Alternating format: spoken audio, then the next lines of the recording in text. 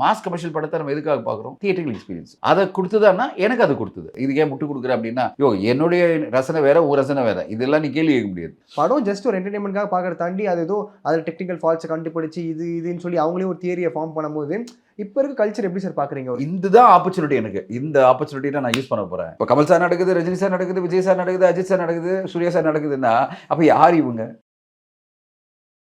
ஜெனியூனான ரசிகர்கள் போடுறதுல எந்த பிரச்சனையுமே இல்லை. இவங்க எல்லாம் ஒரு ஆர்கனைஸ்டு மாஃபியா ஒன்று இறங்கி ஒரு படத்தை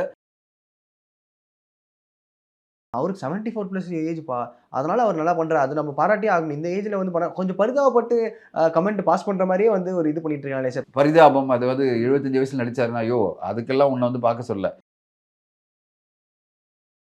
இவங்கெல்லாம் எதிர்பார்ப்பு இல்லாத ஒரு சின்ன மீடியம் படம் எடுத்துட்டு ஒரு நல்ல படமாக கொடுத்துட்டீங்கன்னா இவங்க கண்டுக்க மாட்டாங்க. உங்களை கண்டுக்கவே மாட்டாங்க. சரி ஓகே படிச்சு போகிறான் அப்படின்னு விட்டுருவாங்க.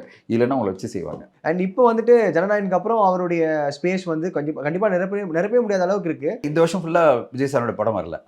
ஆனால் இண்டஸ்ட்ரி நல்லா தானே போயிட்டு இருக்கு.